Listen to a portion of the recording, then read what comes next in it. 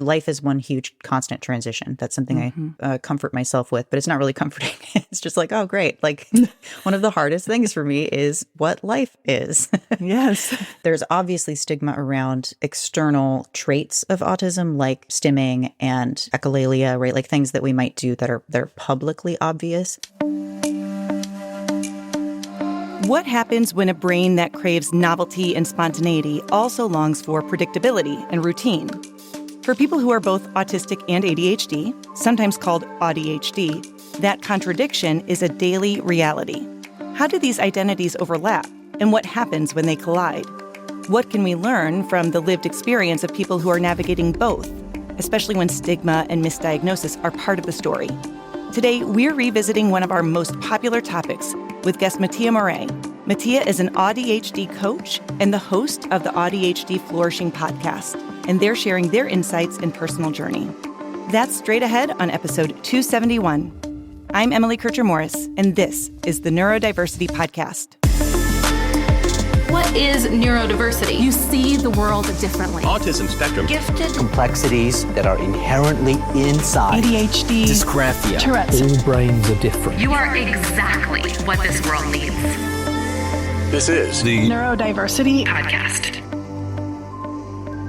You know those kids who are brilliant in one moment and totally overwhelmed the next? The ones who blow your mind with what they can do, but struggle with the simplest tasks? That's the paradox of being twice exceptional. And it's something today's guest knows about firsthand. We've actually got a course on the Neurodiversity University all about supporting 2E learners. It's full of strategies for recognizing both the strengths and the struggles, because you can't support one without the other. You can find it at neurodiversity.university or just click the link in the show notes. Okay, my conversation with Mattia is here in a minute. Previously on the Neurodiversity Podcast. You know, if you saw a picture of autistic people on a charity website, it would always be children. And in fact, it would always be sort of sad-looking children, like looking at the world through a foggy piece of glass or something like that, or, you know, with puzzle pieces missing, etc. Now we understand that diversity is actually a strength, even in a company. So that the Harvard Business Review a couple of years ago ran a front page article. You know, Harvard Business Review is like, when big capitalism gets serious about something, it goes to the Harvard Business Review. And the Harvard Business Review talked about how hiring people with conditions like autism, dyslexia, and ADHD is not just being nice, but it actually helps build company value for stockholders. That's episode 119. Find it wherever you get your podcasts.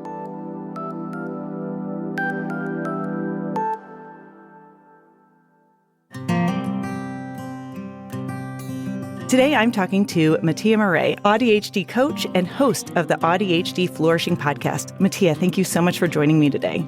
Thank you so much for having me. As I was preparing for today's interview, I realized that we might be actually introducing our guest to a new term on today's podcast that they might not know unless they're very active in the online neurodiversity community, and that is the term AuDHD. So AuDHD, for anyone who doesn't know, is a portmanteau that is a blend of the words autism and ADHD and is typically used to describe someone who has both diagnoses, which, of course, describes you. So for many people, I think the idea of ADHD and autism coexisting can seem a little confusing because they do seem so different in so many ways. So can you start us off a little by explaining how the two blend for you?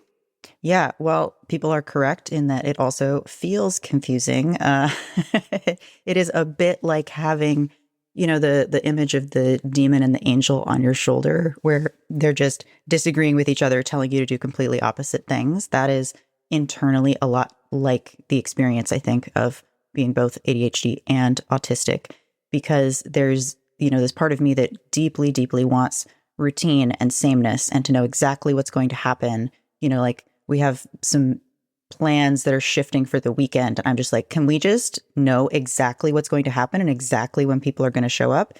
And then this other part of me that wants novelty. And I mean, both ADHD and autism are interest-based, very interest-driven. and the ADHD part is much more, oh, let's just throw everything out the window and start over and, do everything fresh and everything, just not caring as much about the routine, even though the routine really grounds me a lot. So, I mean, that's very surface level, but that's definitely how it feels. And part of what we're talking about today, I think, is just how that, and especially with the intersection of giftedness, makes it so hard to figure out what's going on, because they really do in some ways mask each other a bit or make it harder to tell. So when I was approaching mental health professionals and trying to describe what was going on without really having any language, just trying to say what my experience felt like, it didn't work at all. So I actually got an incorrect bipolar diagnosis when I was 20 and had that for 10 years before my therapist was like, hey, by the way, this weird thing in your chart that says rapid cycling bipolar 1 in full remission, that's not a thing. What could this actually be? And I was like, oh, thank you. Well, and I suspect that at that time, okay, so it said in full remission, but you were still experiencing the autistic and ADHD traits. Exactly. How did they rationalize that? How did you kind of wrap your head around that diagnosis? Knowing that, like, I'm sure you were medicating and probably the medications weren't effective. Yeah. One of the ways that AuDHD often shows up for folks is very cyclical energy. So having these big bursts of energy, hyperfocus, right? But like extreme hyperfocus. So not just ADHD hyperfocus, but that plus the autistic hyperfocus. It can be these real, like I once forgot to eat for 3 days when I was composing my senior recital in college. I have 2 composition degrees. And, you forget to eat once for 3 days and your family really doesn't let you live it down. But, that I can see why, especially, 15 years ago, why that looked to a professional like mania, right? Yeah. I wasn't manic. I was just working really hard. But then what happens with these big cyclical bursts of energy is these big, potentially, day long or even, week long, big hyper-focused sessions on something. And then you're tired. So you crash, and there can be, kind of depression-like symptoms or, down-like symptoms of, certainly being tired, but even just that, our special interests are such a core part of who we are and how we cope and how we manage. So when you kind of fall out of that, then you can look really down for a bit. And so again, I was having these, again, I don't think it's a ridiculous diagnosis, especially at the time, because we know a lot more now. I think that was literally before you could even that was before you could even have both diagnoses. Right. So the DSM didn't allow you to have both diagnoses. Yes. When I was initially incorrectly diagnosed. Yeah, that was back when Asperger's was still in the DSM. Yeah. And one of the criteria for an autism diagnosis was that ADHD wasn't a better explanation, or like you couldn't have both at the same time. Right. And so, 2013 was when the new DSM came out. So that was when that was revised. And the thing I always have to remind people about that too is when the new DSM, which take it or leave it, lots of pros, lots of cons, but it does inform a lot of what we know and how we support people. But basically, it takes time for that information once it's published to filter down to the practitioners. Like exactly. First it gets to the people who are doing the testing, and then it'll get down to the people, who are maybe more doing some of the therapy work. It just takes a while to really get to that point. When I go through the diagnostic process with individuals at my office, it is very difficult sometimes to tease out, is this autism, is this ADHD, or is it both? Right. Sometimes it looks like OCD. Sometimes, if you have that intelligence and it's giftedness or twice exceptionality, that adds another layer to it. And it just gets really tricky. But it is important to try to tease those out, even though it might be a process, even though it might take an evolution. Yeah, absolutely. And to touch on the giftedness piece a little bit, when my first round of neuropsych testing, which I think was in 2017. And this was at Harvard. So I was thinking like, oh, they'll be really on it with, knowing what to ask me, et cetera. The very first thing the neuropsych tester said when giving me my results was, well, obviously you have an extraordinary mind. And I was like, oh, you're not gonna help me. You're not gonna give me meds, are you? And no, they did not want to. Because basically what they were saying was, and this is the term spiky profile, people may or may not have heard, but this idea that you can have these, and it's one of, it's one of the things you look for diagnostically is like, are there things where you're really, really strong in some area and really, really weak in another area? Like, for example, in my like specific executive function skills, I'm horrific at organization. Like I scored the worst on it. I think I actually scored like the worst you could possibly score. And it's not to say that I can't organize anything, but I'm compensating with other skills. So I don't have natural organizational skill. My time management skill is also very, very poor. And so knowing that about myself, again, I still, I started college when I was 14. We can talk about that. I haven't really talked about that publicly much, but it wasn't that hard. Like the scholastic part wasn't that hard, but the organizational part, the social part, the communication part, I was consistently having weird, uncomfortable interactions with teachers, just, these really hard things that people assumed wouldn't be a problem for me because I was really strong in some other areas. And that's where it gets really, really hard to get help. Because even now, even trying to explain exactly what's going on with me to the people that are closest to me, I think they just kind of forget how hard some things are. And I'll just keep saying it again and again. And they go, oh yeah, you have said that's hard. And I'm like, no, like it's so hard I can barely do it. Right. Like it takes my whole day to do this thing that takes someone else 5 minutes. I think part of the reason that happens so often is because when we're talking about things like executive functioning and emotional regulation, let's be really honest. Society views those, if you can't do those things, it's like a moral failing. It's like you are not trying hard enough. Yeah. You are lazy. If you cared more, you would do better. And it's very pervasive in how people see those types of skills without really looking at the cognitive processes that have to go into that. And when you are neurodivergent, realizing that you can have that huge discrepancy in ability in one area and disability in another. Exactly. And what you're describing, people don't even realize that that's ableist. I think it's an interesting conversation to have to point that out. I actually was doing a presentation at the American Counseling Association conference recently, and I was talking about how counselors in many ways, mental health practitioners in many ways, have a lot of very ableist beliefs.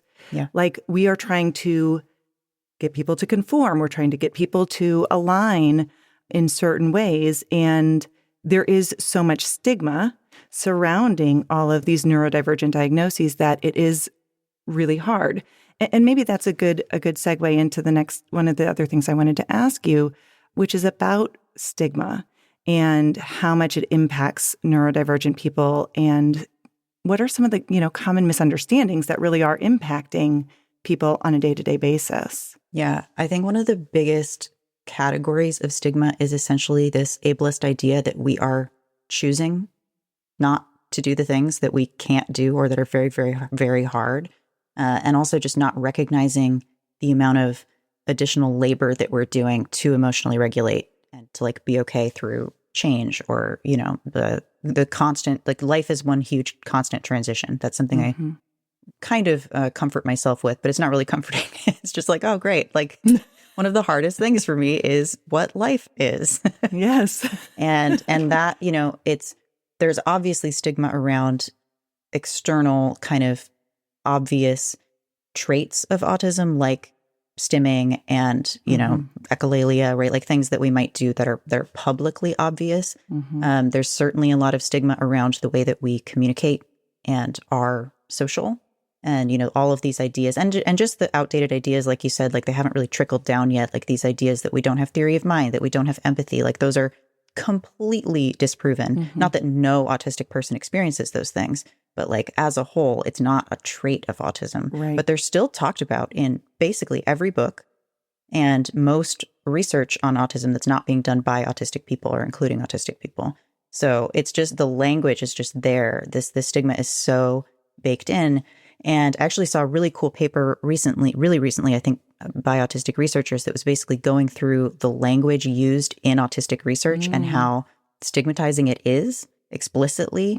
And some holistic researchers are saying, well, we don't want to remove that language because it's no longer, it's not scientifically rigorous, or what is the word? They're trying to say it's not objective if they're not allowed to use that language. They're like, we see it. And it's like, yeah, because you stigmatize us and you aren't taking our, real life experiences into account. Right. So that's like a huge category of things.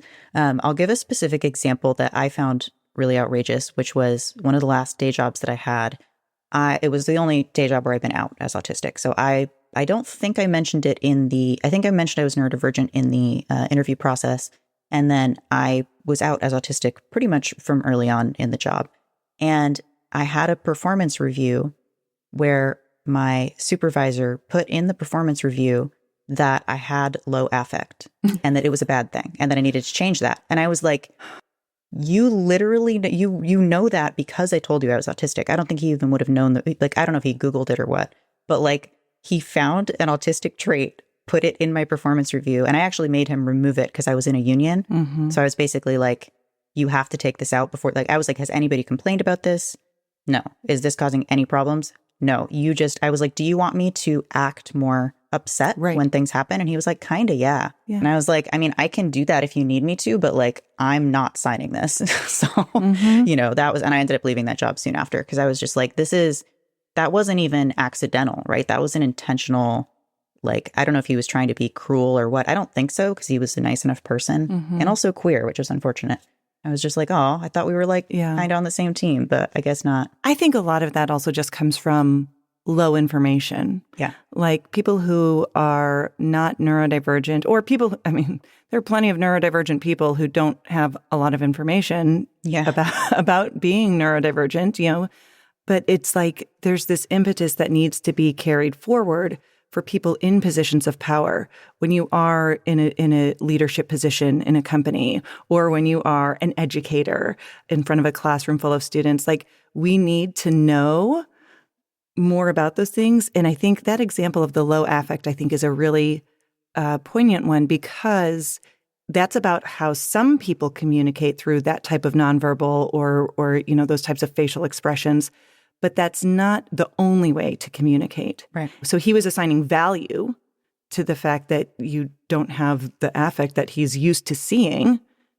But that doesn't mean anything else other than I'm not used to seeing somebody communicate that way. That's all that means. Exactly. And he didn't really have a response when I pushed back on it. He was just kind of like, I don't know. I think you should have more facial expressions. And I was just like, cool, dude. Yeah. Whatever.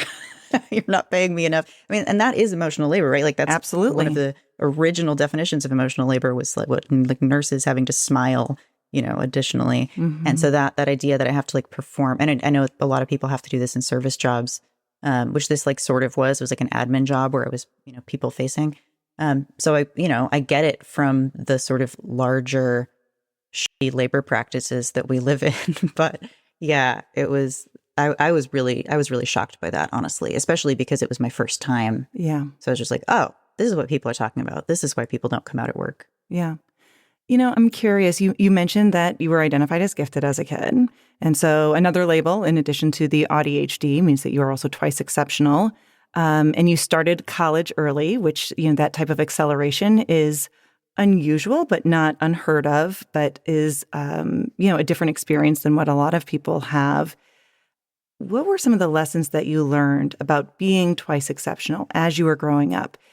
Not knowing that you were twice exceptional at the time, but like, how did that influence how you showed up in the world? Oh, yeah. I mean, very thoroughly, right? I was hyperlexic, so I was reading really young. The story my mom tells is I learned phonetically, and she came in, I think I was 4, and I was reading Macbeth phonetically, so I was just like sounding it out like very methodically and slowly. And she asked if I understood it, and I was like, well, I don't understand all of it. So, that was the kind of kid I was. And that leads into what I first thought of when you asked the question, which is some of my early experiences were actually adults getting mad at me for my vocabulary because they either thought I was mocking them or they actually thought I was just making up a word that wasn't a word. That happened to me all the time because I had a huge vocabulary. So some of me kind of being rebellious would do that on purpose. Like the one that stood out in my mind was being in like a group of kids, and we were supposed to do that thing where you do the same letter of your first name, an adjective to help people remember your name. Mm-hmm. And I said obstreperous Mattia, which just means really stubborn. And the teacher just kept thinking I wasn't understanding it. And I thought this was hilarious. So I just kept saying it because that's the joke, right? But what I was realizing, probably by the time I was 10, I realized, oh, a lot of what I'm doing as humor, people aren't even reading as humor because they don't know what I'm talking about. They don't get it. They don't get the joke because you have to have all this context for the joke. One of my favorite forms of humor is multilingual puns. Again, really doesn't land. There's a very small group of the part of the population that's really like your key audience there. I've heard one other person in my life say that, and I was like, oh my God, there's more of us. But again, like as a child, it wasn't even that sometimes people would actually, adults especially, would actually get upset. Kids just thought I was weird, right? So I was actually bullied more by adults in a lot of ways. And that was a really stark experience, I feel like. And I was also homeschooled up until the pre-college program that I did. So another unusual experience. So I was not around a lot of other kids who even had the chance to bully me, but I was around adults who did and who were trying to get me to be in line and cared a lot about obedience. I'm not diagnosed with it, but I'm pretty sure I have PDA. Like it's very, I'm basically willing to die before you can make me do a thing. I'm like, just shoot me. I don't care. And I have that like nervous system reaction of I've heard it described as a nervous system disability where it's like, it's not just, oh, this is hard. It's like, okay, now I'm spending 2 hours regulating back from whatever that demand, having kind of been forced to do a thing or even just, having had the conflict. So, again, as a kid, that tied into all of this because adults were trying to get me to agree to things that I thought were incorrect. Certainly the strong sense of justice played in there. And then just in general, realizing pretty young that there weren't that many people that I could actually communicate with on a lot of levels. Like that it was just, the people who would actually understand me, know what I was talking about. There were just a tiny number of people who I could actually communicate with until I did the early entrance program. So then I had this small group of kids my age who I could actually talk to for the first time in my life. And I was like, wow, this is life-changing. I had no idea. Yeah. That's interesting. Where did you go to that program? It's at the University of Washington. Oh, yeah. There's 3 programs like it in the country that let you essentially skip high school. So we did basically high school in a year in a thing called transition school on campus. Yeah. It was also technically, I don't know if it still is, but it at the time was part of a longitudinal psych study. So it's still in existence. I know. Yeah. I just they had a reunion actually this last summer for the first time since I did the program. So it was really interesting going back. So what's going on with the other people who are in that program with you? Some of the kids in the program are there were very few homeschoolers, by the way. It's not what it's for. There were I think there was one other homeschooler like 5 years before me. So really mostly not that. Mostly people coming out of middle school who were testing very highly and, standardized tests and, skipping grades already or just being told like, we don't have anything for you. Even when, because gifted programs, I didn't go to public school, but my impression about a lot of gifted programs, like regular, grade school, is that they're just kind of to sequester the kids so that they don't really bother everybody else and don't become destructive, especially if they're neurodivergent and asking too many questions or asking the wrong kinds of questions or the teacher can't answer the questions. It's just kind of like sticking those kids over there and having them do something else, which can be good. Almost all of the people who did the program with me and in the years around me are in STEM. That's just the standard. There's a handful of us who are artists. So, we kind of laugh when they send us the follow-up surveys that are like, what's your PhD in and how much money are you making? And we're like, ha, ha, ha, ha. But yeah, for the most part, a lot of those kids are coming out of academic families, right? Like I think in my year, a couple of the kids had parents who were professors, right? Like it was this very academically minded, and especially STEM, I think, which makes sense. Again, like if you can think like that, why not? I don't necessarily recommend programs like that. In part, like we did have a couple suicides. Oh, wow. One person from my year, not in the year, not while it was happening, but like later on. So there is this other added layer, I feel like, of expectation, and I really hate the concept of potential. I hate the word potential.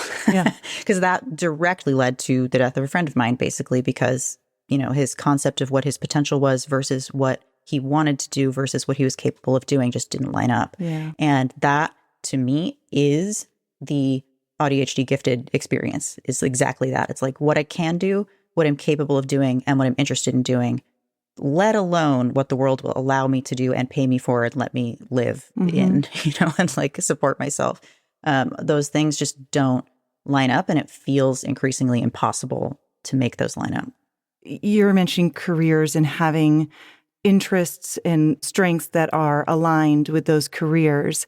And I feel like that's just so important for neurodivergent people. And a lot of us, I think, naturally kind of do that. Like I always am interested in the number of people who maybe had an ADHD diagnosis as a kid, and then they're like, oh, but I'm not ADHD anymore. I'm like, or did you just get out of an academic setting that was like not a good fit for you and find something that actually worked to your strengths? But I'm curious about your thoughts on how important it is and what people can do to find careers that are really a fit for them.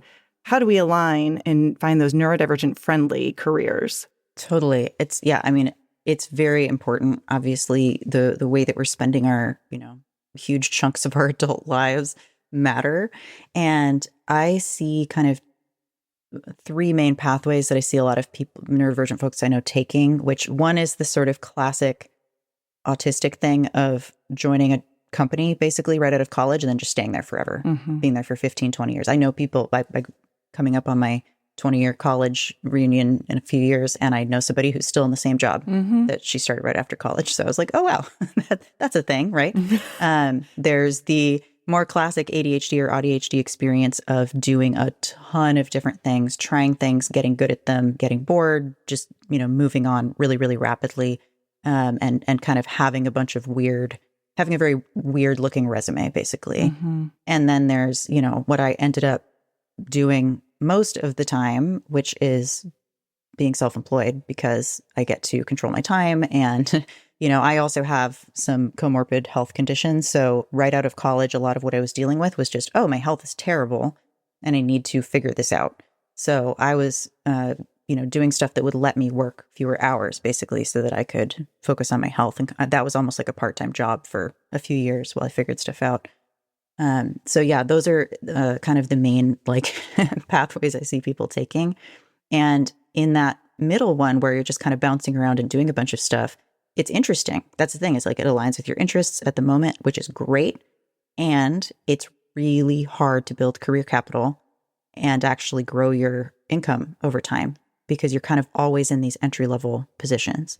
And that's kind of been my situation when I've done jobs because I'm just kind of like, oh, I need to do this for the health insurance or, whatever other reason.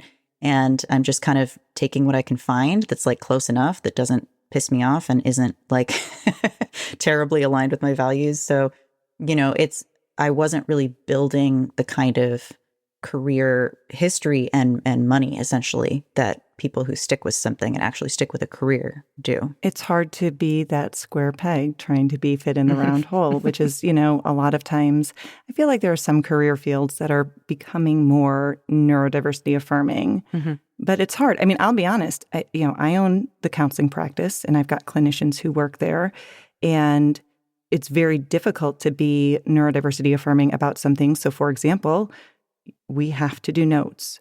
It's a requirement of the job. You have to do notes about your sessions in order to submit them to the insurance and be reimbursed. Like that is just the expectation.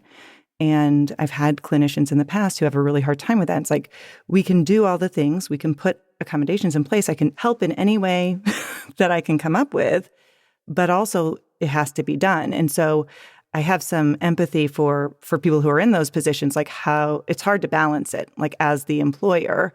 I think more than anything, though, just showing that empathy for the people who are working with you and attempting to make it work, goes a long way, but it can be hard. Yeah. Something I always want to bring into the conversation that feels appropriate here is the term monotropism. It's been around since the 90s, I think, but it's really had a resurgence on social media lately.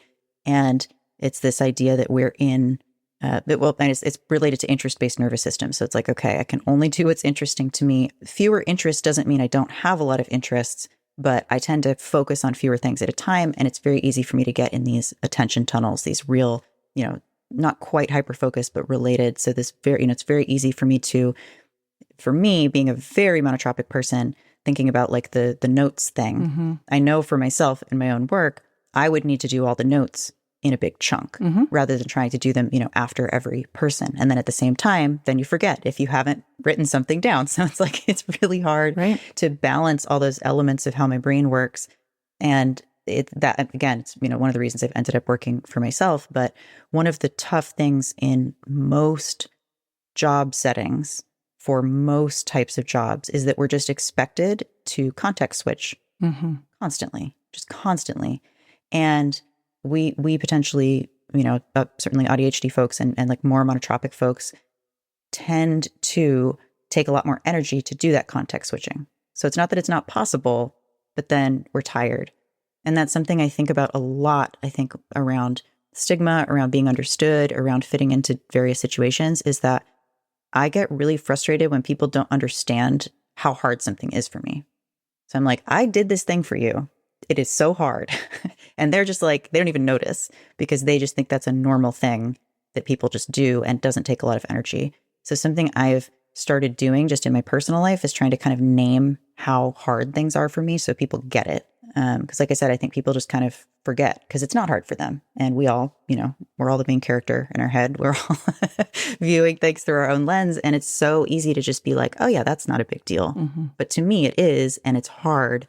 And that was one of the things that was somewhat helpful, I think, in job settings was when I started to kind of name, hey, I can do this, but it's going to take me the rest of the day. Yeah. Like, I'm not going to be able to switch back and do something else. And just saying that to my boss, they didn't like that. It makes me less employable probably, but it was very helpful for me because to have somebody go, oh, I didn't realize that was so hard for you. Sometimes they would just take it off my plate if I would say how hard something was. I know that's not possible in the notes setting. Yeah. It's also tough because that person has to do it. It's not like somebody else can come in and do it. Right. And there are some ways to get around, and make it easier. But I think one of the things that goes into this that I talk with my clients about frequently and others is like, you have to find the way that works for you. And so when you're saying like, I can do this, but I can't switch back and forth. Like I can't, be called off to go do this other thing and then come back to it, like that transition time. I noticed that a lot with myself. It's very hard for me to go from one type of task to another type of task. And it just takes a lot of energy and a lot of time. And it's dysregulating. Exactly. So I have to make sure that if I'm doing something, like when I've been writing my books or doing whatever, it's like I need a chunk of time to sit down and do the thing and really get into it, rather than like, I know there are people who do things and it's like, oh, I've got 30 minutes, so I'm just going to do this for 30 minutes and go back. I'm like, how do you even, doesn't make sense to me. The example I have that just absolutely blew my mind open was, so my partner and I own a house together. Yay. And we got a piece of paper in the mail about our insurance. We had to like call this number and give them some piece of information. So my partner opened the piece of mail, and while still holding it in one hand, took their phone out and made the call. And I was just like, it's not, this is again, back to the like, people think I'm choosing not to do things. That wouldn't even occur to me. I didn't know that was possible. To me, important piece of paper gets dropped on floor. And at some point in the future, my brain goes, there's a deadline around now-ish. Like my brain is sort of vaguely holding on that I'm like, time to sort through the floor paper. But like, it wasn't a choice to me to not make the phone call now. It just had never occurred to me that you could make the phone call now. Yeah. I had no idea. The things we learn.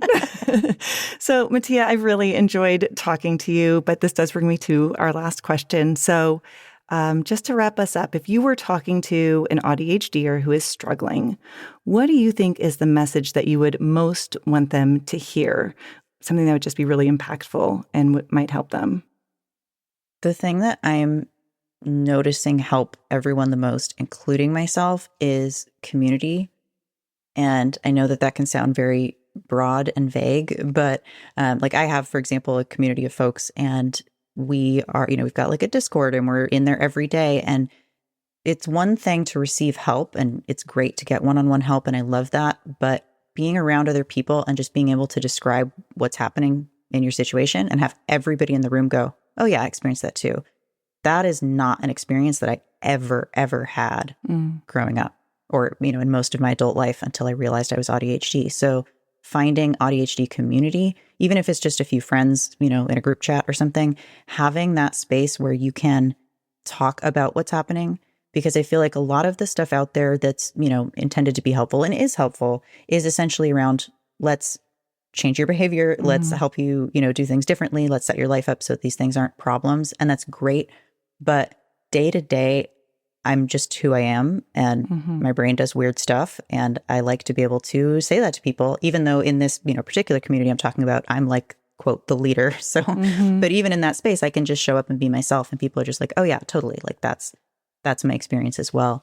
And to me, that has been one of the most comforting, soothing things, way more than just having a therapist say like, oh yeah, that's a normal experience. Like being told intellectually that something is a common, typical experience for your neurotype or whatever is very, very different than having 10 people say, oh, I totally get that. And I've been in the same situation. And, you can ask for advice, obviously. But for me, just the being understood and feeling sort of deeply understood in a way that I never did before is that social thing that I think human beings need to live and thrive.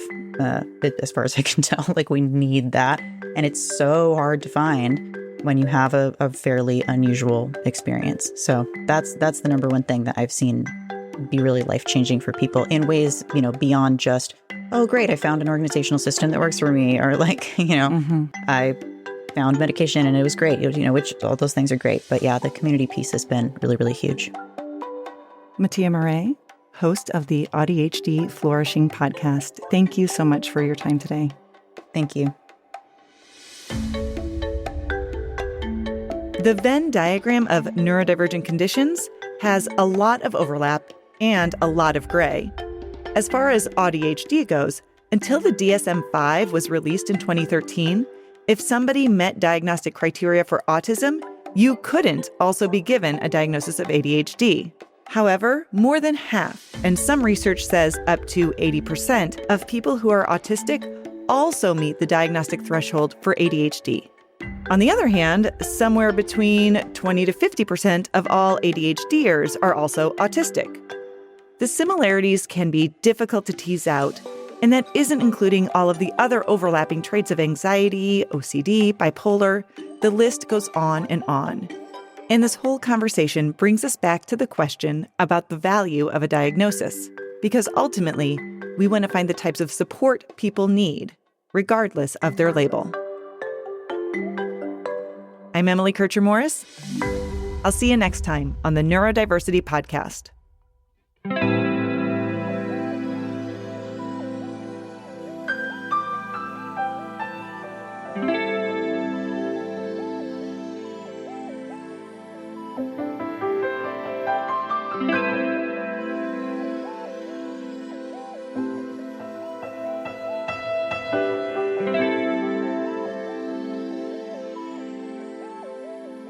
Our host is Emily Kircher-Morris. Corey Orrick is our office manager and production assistant. I'm the executive producer, Dave Morris. For all of us here, thank you for listening, and we'll see you next time.